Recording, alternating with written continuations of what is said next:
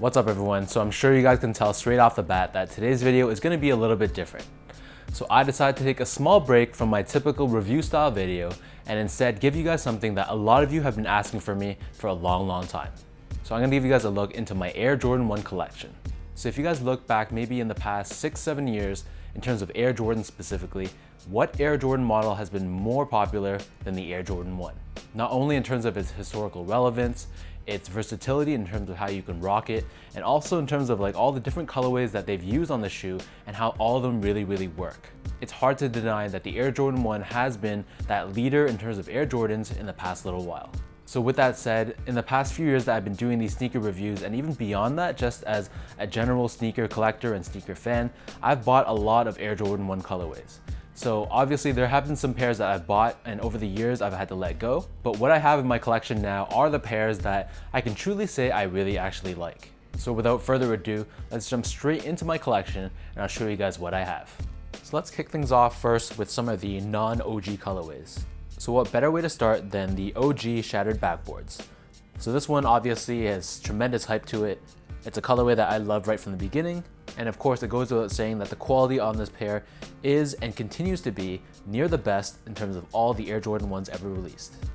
So next up, from the best hand in the game pack, we have the Blue Moon Jordan 1s. I feel like this colorway has been a bit forgotten. I haven't seen too many people rocking this pair, but the use of the suede on the back and having this muted blue color really gives this shoe a nice unique look. Also from that same pack, we have the clay green color. So I feel like this one was a bit more limited than the Blue Moons. So this one I believe I got at the Foot Action at the Eaton Center downtown, but also similar to the blue ones, it has a muted green color, almost like an army or olive green. And this shoe works perfectly with like a fall outfit. Speaking about green, we have the Pine Green Jordan 1s. So generally I don't love the color green, but having a shoe that's a true forest kind of green is a must in my opinion, and the quality on this pair is also very nice. Releasing alongside the Pine Greens, next up we have the Court Purple Jordan 1s. So these guys were the more limited of the two, and I had to pay resale for my pair. Overall though, I'd say that it was worth it. The quality on this pair was very nice, and this bold purple color really stands out. Next on my list, we have the Bread Toe Jordan 1s. So this one was one of those shoes that I didn't think I needed, and then I saw them in the store and I had the opportunity to buy them, and then I was like, this is actually very nice. I've said this in the video when I reviewed it, you can't really go wrong with a black, red, and white based Jordan, and it's no surprise why the value on this shoe has shot up over time. Next up, we have the Sail Air Jordan 1s. So this pair was definitely overlooked. It sat on shelves and then made its way into the Nike outlets, but when people ask what are the top quality Jordan 1s, a lot of the times people mention this sail color. And if you ever need sort of like a neutral looking shoe, then this can be your go-to. Next up, we have the white and black Yin Yang Jordan 1s. So I think this pair was one of the first shoes I ever reviewed on this channel. And the reason why I kept this shoe around in my collection was just because it's just so clean, so simple, and it's just one of those shoes I could just put on and be sure that it's gonna match whatever I'm wearing that day.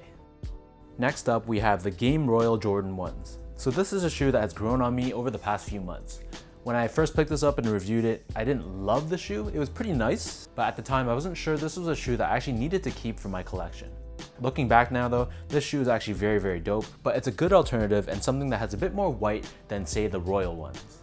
Moving on, we have the Turbo Green Jordan 1s. So I've reviewed this shoe not too long ago and I still really love it.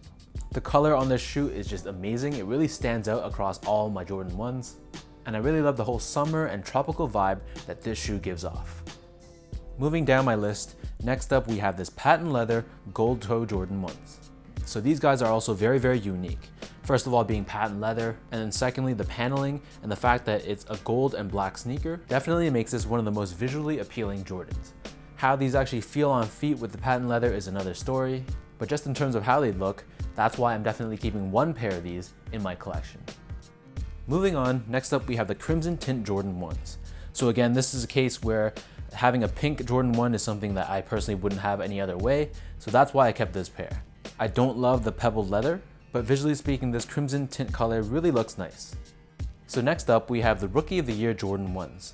This Jordan has a really unique look to it with these wheat colored tones, and again, this is a shoe that's gonna look amazing in the fall as well. And I also thought that the quality on this pair was pretty good as well. Moving on to the low cuts, so I only have two low cut Jordans. So first off, I've reviewed this one. This is the Sail and University Gold color. I've mentioned this previously in the review, but I really like yellow as a color, and this being a low cut makes it very wearable in the summer, and it's a shoe that I can pretty much beat up without worrying too much about it. Next up, we have the Black Toe Jordan 1 Lows. So this one I did not review, but I picked it up not too long ago from Foot Locker, I believe. And honestly, I don't even know why I need this pair. I have so many black, red, and white Jordans, but in terms of a low cut, as I just mentioned earlier, to me it's just a lot more wearable when it's hot outside, and it gives off much more of a casual look than wearing your traditional mid or high cuts. Moving on to some of my special collaborative pairs. So first off, in terms of my SB collabs, so the first one I have here is the Paris to New York City colorway. The color of this shoe as is very versatile, being mostly gray, but incorporating the paint that can be worn off, exposing that pink underneath, I find to be really dope, as basically the more you wear the shoe, the louder it's gonna get. Next up, releasing alongside the Paris to New York cities, we have the LA to Chicago. So this one I did not do a review for, but I picked this up as well. So this one has, of course, the Lakers exterior with the purple and gold, and then when you wear this off, it becomes the Chicago one. So of course, this goes without saying, I had to pick up this pair as well. But because I do own a pair of the Chicagos, I'm gonna keep this one looking like the Laker colorway.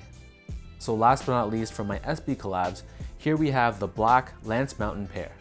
So as you guys can see, I've intentionally worn this down, so I have the Breads on my left foot and the Royals on the right foot.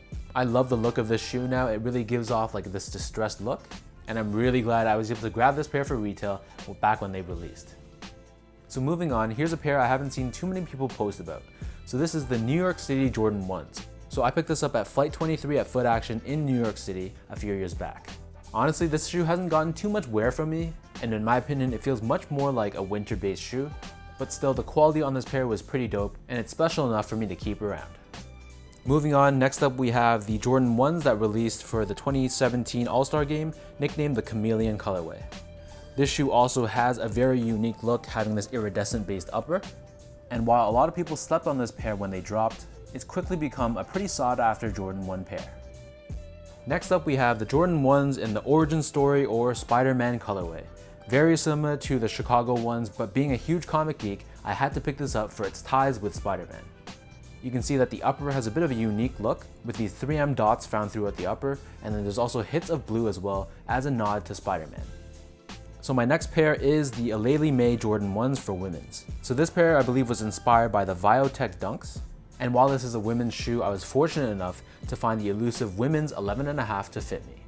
So of course the look of this shoe is so unique, the color panels, the wax laces, and all that good stuff. So yeah, these are definitely fire.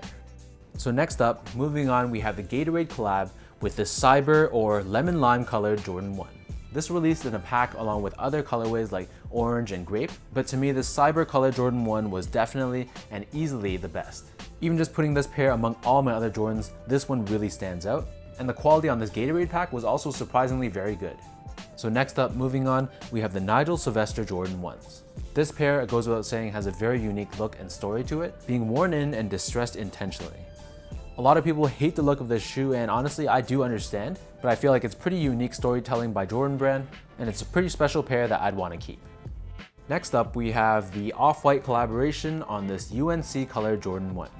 So really don't have to say too much about this. Off-White collabs with Nike or with Jordan are pretty much guaranteed fire, and I appreciate how he took the UNC colorway, which is often overlooked, and made it something that's highly sought after. Next up, we have the Union collaboration with Jordan Brand on the Black Toe Jordan 1. So this is on many people's list their favorite Jordan collab ever made. The quality on this Union collab with Jordan Brand is insane, and this concept of literally taking two different colorways and combining them into one is just so out of the box thinking, and they really made it work. Next up, we have the Travis Scott Air Jordan 1s. So these also released not too long ago, and as expected, the hype on this pair was also through the roof. So I had to pay resale for my pair, which was a bit of an L, but hey, it is definitely worth it.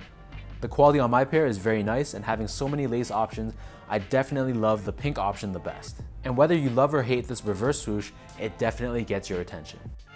Next up, we have the Storm Blue Union Jordan 1s. So being the second of the two pairs I released, this one was my favorite of the two. I find that the yellow laces just absolutely complements the look of the blue on the bottom, and it also has that amazing and thick grade leather that was also used on the black toe pair. So next up, rounding out my collab pairs, Here we have the Chicago Off-White Jordan 1s. So this is probably my most expensive Jordan 1, and the prices on this pair, despite paying resale for this, has pretty much tripled in value compared to the price that I paid. It's absolutely crazy to think how much people are willing to pay for this shoe, and I guess the only negative thing about this shoe is I probably should have doubled up when I had the chance. So now we're left with the OG Jordan 1s. Kicking things off, we have the Shadow 1s. Compared to some of the other colorways that originally dropped, the Shadow 1s are often overlooked. But the shadows being gray, black, and white are going to be very wearable, very versatile, and they're definite classics for sure. Next up, we have the UNC Jordan 1s. And to be honest with you guys, it's a pair that's been sitting in my shelf for quite some time. However, Carolina Blue is a beautiful shade of blue, and the fact that it's an OG colorway is reason enough for me to hold on to this one. Next up, we have the Storm Blue Jordan 1s. Being an OG colorway but heavily slept on compared to its other brother, the Royal 1s, a lot of people didn't pay attention to this one until the Union Storm Blues dropped. Safe to say though, collab or not, this Storm Blue colorway is absolutely beautiful. Next up, we have the Metallic Navy Jordan 1s. So these released a few years back, and I also reviewed this shoe on my channel at the time. Definitely my favorite of the Metallic series, and honestly I feel like the entire Metallic Jordan 1 series has been slept on, and it's probably just a matter of time until Jordan Brand re-releases the Metallic series as well. Of all the black and red OG Jordan 1s, I gotta say the black toes are probably my least favorite, but that's not to take any credit away from this shoe. It's still super clean, super relevant from a historical standpoint, and a pair that I'm super glad to own, even though the quality on this guy isn't the best. Next up, we have the Royal 1s. Definitely the most iconic blue-based Jordan 1 ever made, this pair is a must in any Jordan 1 fan's rotation. And then often considered the sister pair to the Royal 1s, we have the Bread or Band 1s. So this pair on many people's list is their top Jordan 1 ever created, and as far as sneakers go in general, this colorway is up there as one of the greatest pairs ever made. And then last but not least, finally we have my personal favorite Jordan 1 ever created, and that is the Chicago Air Jordan 1s. Though it doesn't often get the same love and recognition that the Breads do, since I could remember the Chicagos have always been my favorite colorway. Having that perfect mix of black, red, and white, to me this pair personifies the Air Jordan 1.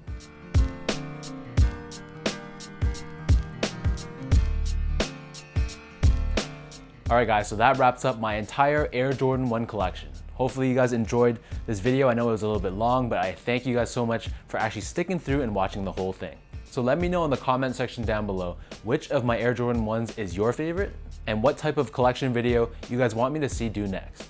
If you guys haven't already, follow me on my social media channels on Instagram at esco8, on my Twitter at sean.go, and visit my website as well at seango.ca.